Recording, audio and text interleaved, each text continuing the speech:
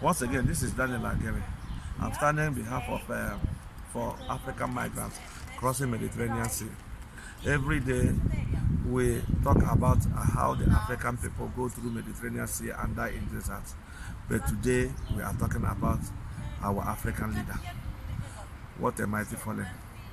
You know, a great African son. Somebody who have always stood for the equality of the poor people.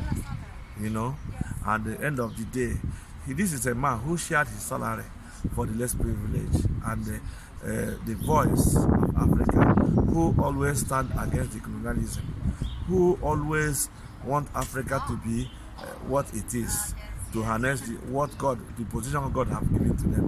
But today, our heart bleeds.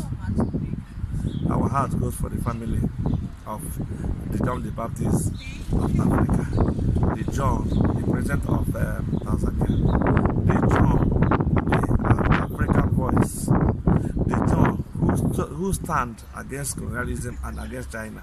This is a president when the Chinese government wanted to give Tanzania, and he went through the contract and saw that it's a fraud.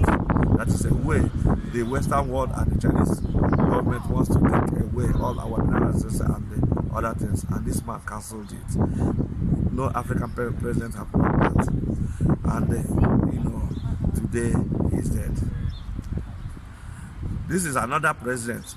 When we go back to then Africa, another president who has always stand against colonialism, but the colonialist master have never liked any good thing to come from Africa.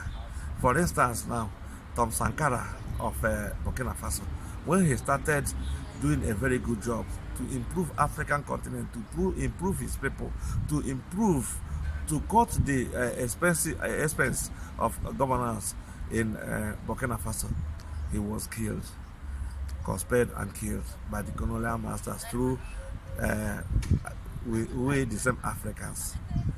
That is why the death of this our president, this man from Tanzania, supposed to be investigated, because now they are rumoring that it's COVID, this and that is not true. You know, they should make a proper investigation and they will find out the truth.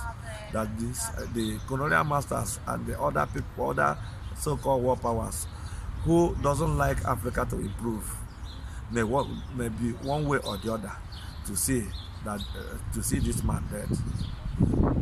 Then God, you are the one that will fight for him, or something like that. But what of the most Asian African people who are above 70? They are still ruling, and they are ruling from generation to generation. Why not COVID kill them? Why didn't COVID kill them? Because they are loyal to the Western world. They are loyal to what they say. They are loyal to, enslave their generation. They are loyal to do so many things that will make Africa, to be a poor continent where God has blessed us with all mineral resources. I would like you once again to listen and watch the biography of this man, what he has done, which if I start telling you one after the other, you may not understand, and you may not, the video will be long, but I would like you to watch this video now and listen well. Once again, I am standing for African migrants crossing Mediterranean Sea. Daniel Agere, God bless you. Bye. John Magufuli was the 5th president of Tanzania since its independence in 1961. Chosen among more than 30 candidates by his Chama cha Mapinduzi ruling political party, he was elected president for the first time in October 2015, with 58% of the vote, enjoying a high approval rating as Jakaya Kikwete's successor. Before his rise to power, Magufuli came from a modest family. Although he obtained a degree in chemistry, he had several stints as a minister from the early 2000s, positions that saw him entrusted with the portfolios of livestock and fisheries, housing and public works. Upon his election, he divided his own salary by 4, making him one of the lowest paid African presidents. As head of state, he cut public spending drastically, investing in education and the fight against poverty.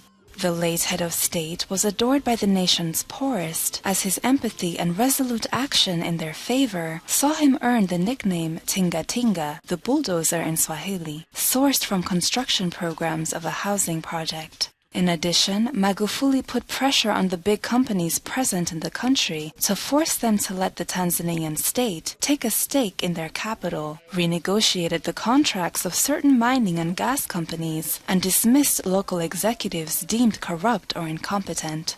John Magufuli was re-elected last October in a contested election with more than 84% of the votes.